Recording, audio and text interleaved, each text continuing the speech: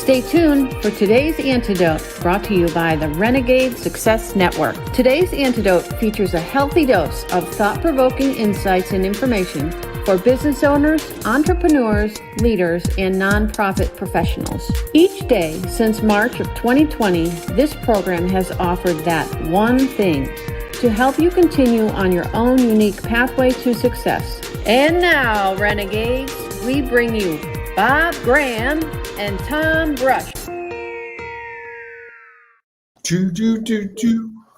Happy Thursday, Tom. Happy Thursday to you, Bob. It's 11:11. 11:11, and I didn't know this until I was a newspaper reporter years ago. At 11:11, on 11:11, at 11 a.m. and 11 minutes, many of the celebrations, remembrances of Veterans Day, have a specific thing they do. And they do this all over the world, at every military base all over the world. There is no exception. And there's a lot of communities. I know that my wife was sharing with me the Dunkin' Donuts. Yes. You order through the app after 11:11, you get some huge discount. So yes. And I'm not aware of that. The tie to what we do, and we're sort of doing things backwards today because that's what I'm going to say. Our national day today is Veterans Day. But the tie is so many veterans who do amazing things to allow you and me the freedom to do what we do, including this program. They also leave the military at some point. Often they do their 20 years or they do their 4 or 5 years, and they go out and form businesses. Sure. And so we have veterans in the people that listen and watch. We have veterans in the Ring of Renegades and the Renegade Success Network. And I am so honored that I have 2 of my nephews who serve in the military. Nice. And one of them had a baby and 2 weeks later went off and served 11 months in the Middle East. Yes. The single most heroic thing I've ever witnessed in my life. And never complained, never argued, why is this happening to me? Just went and did the work that had to be done. And those people are true heroes. Absolutely. And it's always great when we talk about them to also remember who are back home. So think about the person who was home with a 2-week baby figuring it out on their own. So, their challenges significant as well. So, yes. Great. Those caregivers have a tough road. They certainly do. Do. So we are very appreciative of all they do. Well, good morning, everyone else. We hope that your Veterans Day is off to a great start. And that maybe you have the day off. Maybe you have the day off. That's possible as well. And that we will add some value to that as well. This is today's Antidote, our daily broadcast and podcast, where we have a conversation around a topic, and then we try to provide our one thing to help you move forward, whether you use it today or maybe use it some other place in the future when you hit a challenge. Our conversation this week has been about feedback. And today we'll talk about receiving it. And before we get to that, though, we're going to go back to where we started with our celebrations. So we already know the national day is Veterans Day. What are you celebrating today, Bob? I'm going to celebrate the great men and women who serve in our military, abroad and at home, and the members of the reserve who over the last 25 years have gotten called up, thrown their life on hold, served for 6 months or 11 months or 13 months, and then come back and somehow gotten back into their normal life. Those people are, as I said earlier, the real heroes in our country, and we don't do enough to recognize them. So that is the only celebration I can imagine having today. Okay. That's very fair. So I'm going to continue, and I'm going to go with the people who support them. And not just necessarily the family members, as I think we were kind of alluding to before. There are lots of challenges that come with veterans. All the things that they have dealt with and the challenges that they have faced, whether they be physical or mental. And I think we are slowly starting to realize that there is a lot to do to support them as they become a veteran. And so I think all those organizations, whether they be nonprofit, for-profit, or governmental, that do what they can to help veterans try to better manage where they are at. because I am sure for them, the destination isn't always clear. The pathway isn't always clear. And so figuring out how to just take that first step or the next step is important. And so my celebration is for those who allow veterans to hopefully live their lives more happily and more successfully, whatever that might mean for each of them. I love that. And folks, we did not script this at all. It just sort of happened organically. Never script. So No, we don't. a little behind the scenes for everyone. All right. So let's dive right into our topic this week. We again have been talking about feedback. And so we talked a little bit about it generally. We talked about receiving it, giving it. We talked about giving it and inviting it. So today we're going to talk about the other piece of that is receiving it. Do you want to kick us off, Bob, with some thoughts about that? Sure. I love getting positive feedback. Oh boy, do I. I mean, big time. Not such a big fan of the other side. Okay. I know it's shocking for you to hear that from me, but I'm not a big fan of constructive criticism. I have to really prepare myself to hear it. Why? Uh-oh, here we go. We're going down the road. You opened the door. So the why is where I start to go down the road of being coached. The why is I get up each morning deep down inside and believe I'm perfect. And it's very hard for me. And I know there are plenty of perfectionists out there going, yes, I'm with you, buddy. It's very hard for me when someone points out that I'm not perfect. Even though I know I'm not perfect, it's one thing for me to go, I shouldn't have done that. It's another for someone else to point it out. And I am blessed with people I trust and respect enough, like you, that you find a way to help me see it, even if I bristle at it the first time out of the gate. How many times have you said some things to me? 5, 6, 10, 20 maybe? And then there's a day, I remember a couple weeks ago, I said something to you. It's like, I've been saying this to you. And we don't always hear it. Receiving feedback. And the thing I'm learning as I get older, I think, is that you do better to just listen and not respond. I used to defend. But wait, no, you didn't know this. No, that's not right. No, you don't understand what I went through. And it really crystallized for me with college students because they'd write a paper, turn it in, and it wouldn't be a good paper. It'd be like a C. And they'd be like, but I spent 82 hours on it.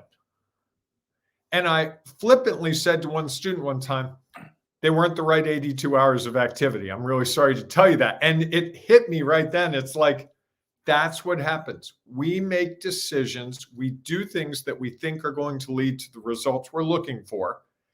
And sometimes they don't work.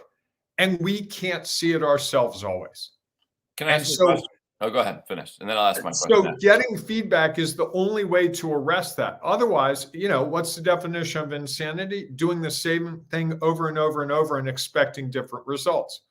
Feedback breaks that loop and says, whoa, time out. Have you ever thought about it this way? Oh, that's interesting. Wow, I could do that. Okay. Can I ask you a question? Yeah, is that all right? Please. So this question is for you and all the perfectionists out there. You know who you are. You do know who you are, or want to be perfectionists. So take the number of years that you've been alive, multiply it by 300, let's say 365, and you'll get some sort of a number. And my question is, of all of those days, how many perfect days have you had? Goose egg. And yet you get up tomorrow expecting the day is that you're going to be perfect. That might be the single most powerful thing you've ever said to me, Tom. Interestingly enough, given what the comment you just made. Remember what you just said? No. The definition of insanity? Yes, doing the same thing over and over and over. So every day you said, you shared that you get up every day thinking you're a perfectionist. No, thinking I can be perfect for that day. You can be perfect. Okay. Yeah. So if you've done that over and over and over and over and over and over and over and over for what, 50 almost 56 years. Getting up there. Yeah. Does that make you insane?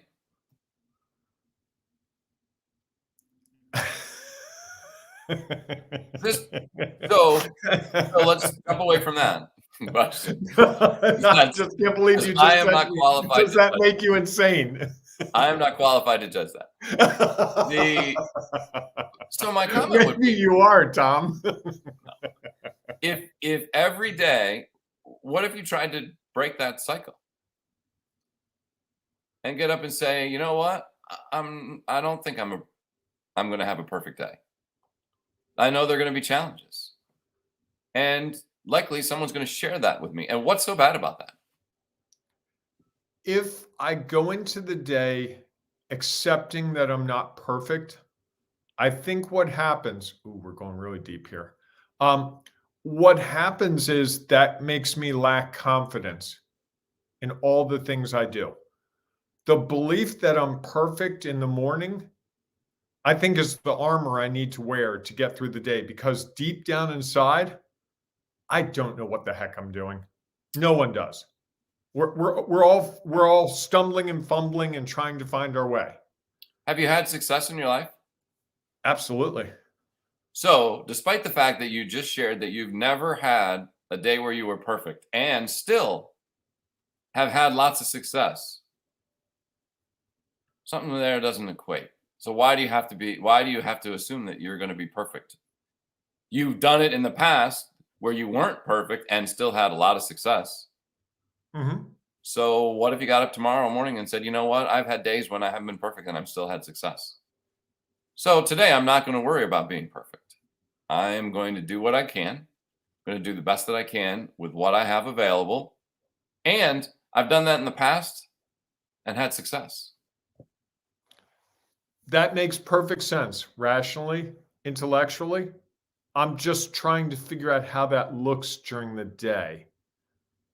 And I think I've gotten closer to it in the last year and a half, 2 years, as we've done this program and I've spent time with you, because you don't seem to get as wrapped up in when something doesn't go the way you were hoping.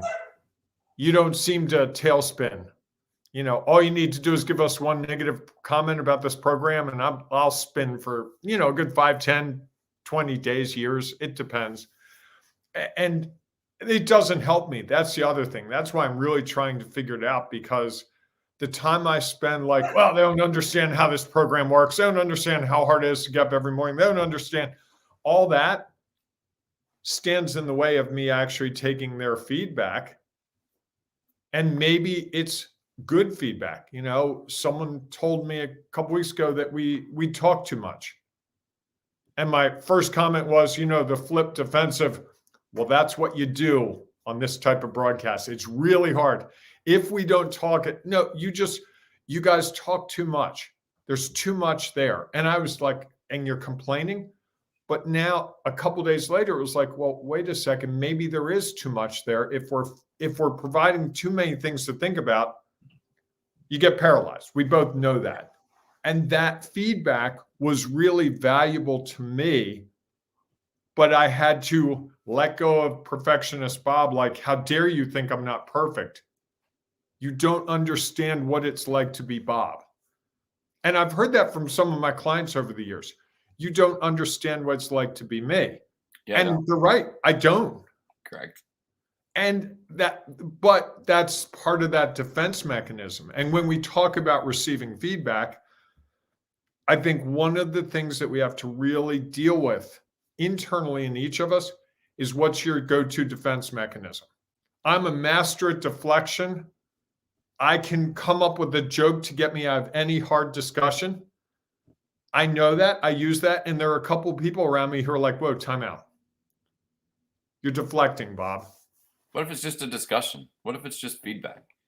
I think one of the things that I've tried that I think I have become clearer on especially in the last 18 months. Again, the more you talk about these things, the more clarity you seem to have, is that adjectives, I'm starting to have less and less value for adjectives, because I think it leads us down a path. Grammatically, I'm struggling with that. I understand that. I understand you're a writer and you need those things. And I believe that if I can just say, hey, they just gave me feedback.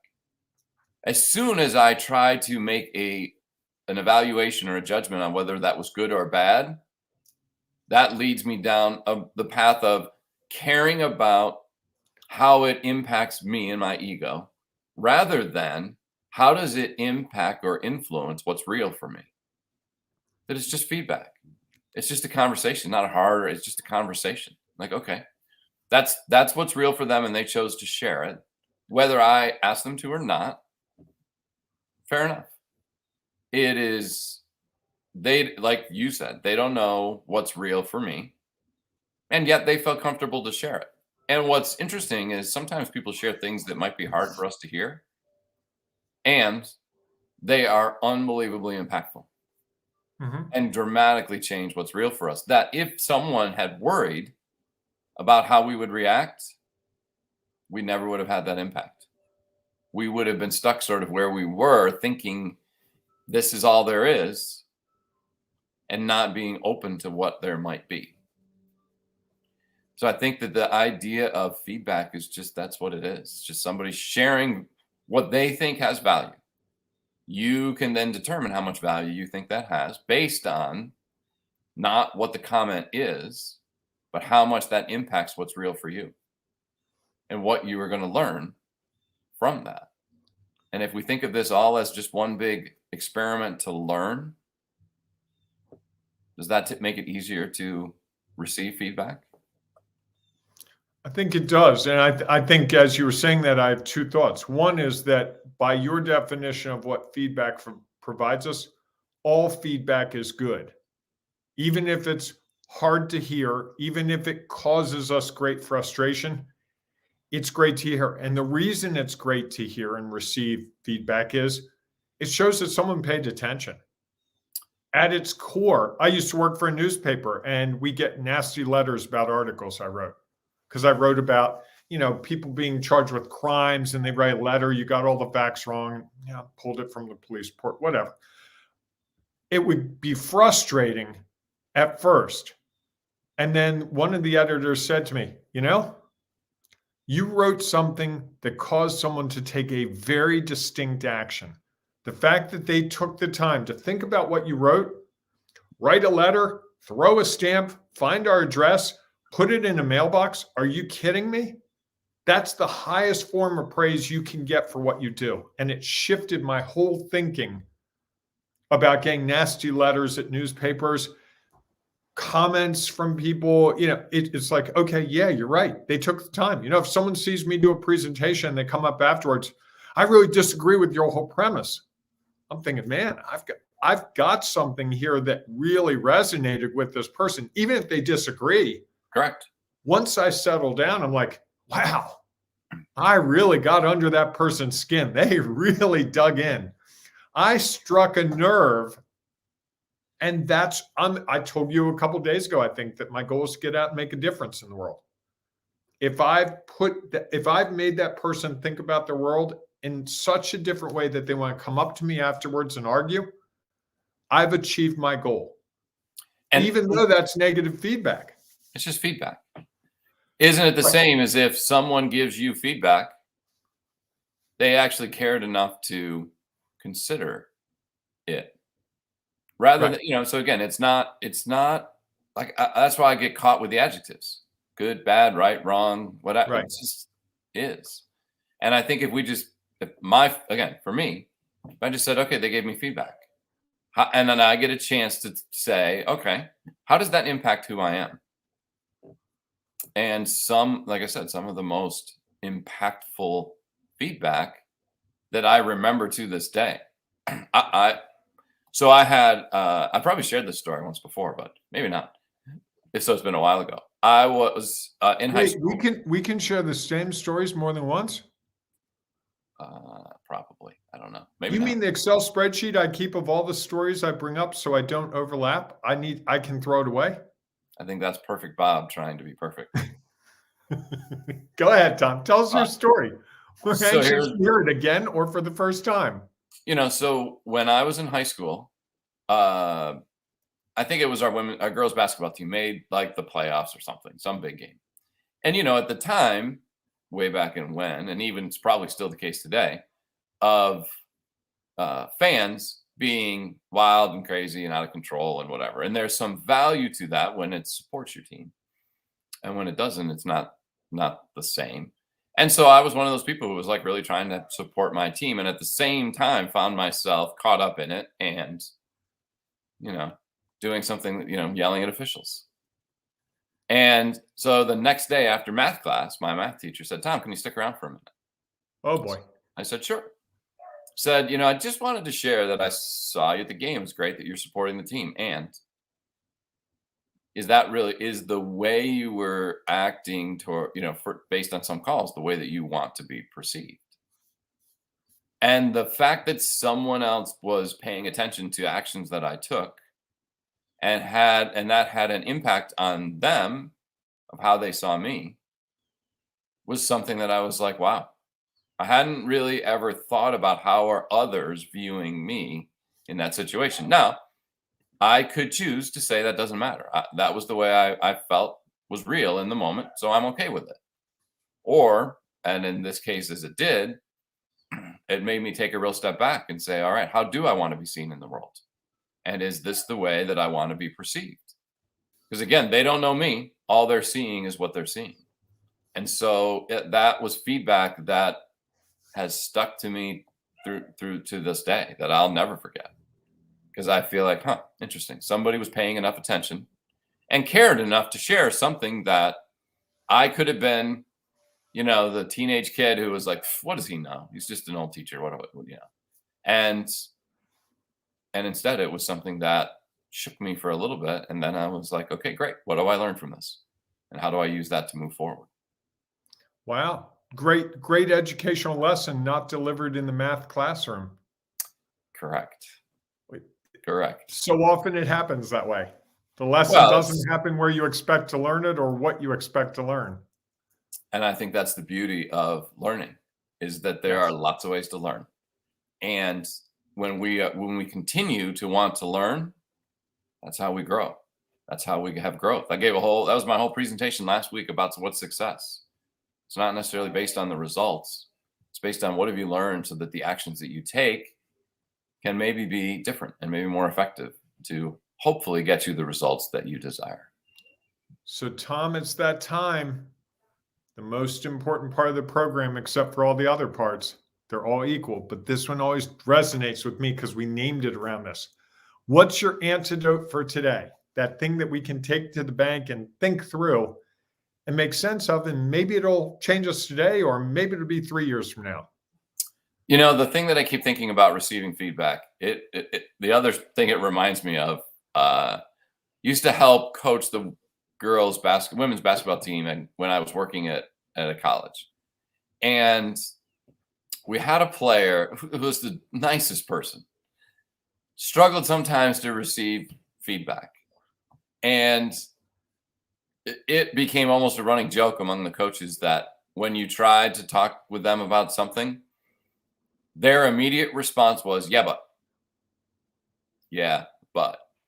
And it almost was like this instant reaction of they just didn't want to hear feedback and they had an excuse. And so it was, we just talk about the yeah buts. And I think that if that goes through your mind when somebody's giving you feedback, when you are receiving feedback, your first reaction is to be defensive and say something like, yeah, but, then maybe you're not really open to learning and to having growth. Is that you are stuck in continuing to do the same thing over and over and over again without considering that you could do something differently and it might change the outcomes. And so I think that would be my one thing, is just if your immediate response when someone gives you feedback is to defend, you might not be open to change. And you're right back to your definition of insanity, doing the same thing over and over and over again. Wow, I like that. I've been a yeah, but person, believe it or not. And I've learned over the last 3 or 4 months that when I'm getting feedback that bothers me or scares me or frustrates me, my breathing goes very, very shallow. I actually find that I've noticed physically that my breathing stops. Like I'll skip a couple of breaths because I'm just like, I'm going to explode. And what I've learned is the more I take deep breaths, the calmer I remain and the more I can hear the words. And I know that sounds very wellness, woo-woo and all that stuff, but I'm really seeing how my body is telling me, it's giving me signals that I can affect. And when my breathing gets shallow, the other thing is my voice goes up a little bit. When I get frustrated, there's a slight shift in my tone. I can hear it. I think there are a couple other people in my life that hear it, but it's like my tell. There's a person who says to me, I know you're getting frustrated. I'm like, no, I'm not. And they're like, yes, you are. Listen to yourself. And so I think we all have these things that we do when we're confronting feedback. And the more we can welcome it, kick back like, go ahead, tell me what you got. The more I think we can actually use it and the growth that we're all looking for. Because if you're listening to this program, if you're watching this program now, you want to grow. Because you could be watching ESPN, you could be watching reruns of the Golden Girls. There's a lot of options out there. Golden Girls, interesting. Yeah, I think it's on the WE network at this time, but I'm not sure. Little insight into Bob's days. No, I'm one of those people who likes to work with the TV on in the background. Fair enough. Yes. So anyway, if you're hearing you want to grow, there's no way to move forward without feedback. Feedback is one of the biggest things that you can have to grow because we all have narrow minds when it comes down to it. And feedback allows us to expand our mind and get other knowledge, experience, and perspective so that we can figure out what is real in a broader sense than just real for me. Because if I'm trying to build something to help people, whether it's a widget or a service, if I don't take into account those people I'm trying to serve and others who do similar things, how am I going to succeed? It's really another form of insanity. Sure. I know everything about this. I'm the expert. Anytime someone says that, that's probably a sign that they're not receptive to feedback. It's funny. Somebody, I've seen posts on Facebook about, tell us what you're an expert at. And I don't believe that's for me to define. I would never say that I'm an expert. I think I have knowledge around certain things, certainly. And I don't believe that I'm an expert. If someone else says, oh, you should talk to Tom, he's an expert on this. We're like, okay, that's what they think. That's great. I don't believe I'm an expert. I believe I have some knowledge that others may find valuable. I like it. Yeah. This has been a rigorous episode. It's been awesome. Thanks so much for joining. It's always easy at your side. I'm the one who had to delve deep. Well, I had to process to figure out how am I going to do this. All right. And by the way, folks, what you saw a little bit there was Tom Brush coaching me. If you have issues that you're trying to resolve and you want someone who can help you with those, the Renegade Success Network allows you access to a guy like Tom Brush. I coach in there too, but let's face it, Tom's far better than me at that. We all know it.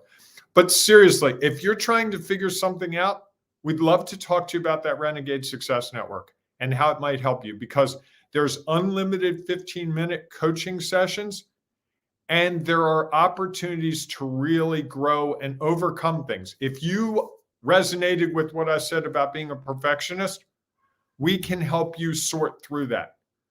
We can help you find what you're looking for. And we don't talk about what we do enough, but that's a great example. The way Tom just went from simple discussion to, can I ask you a question?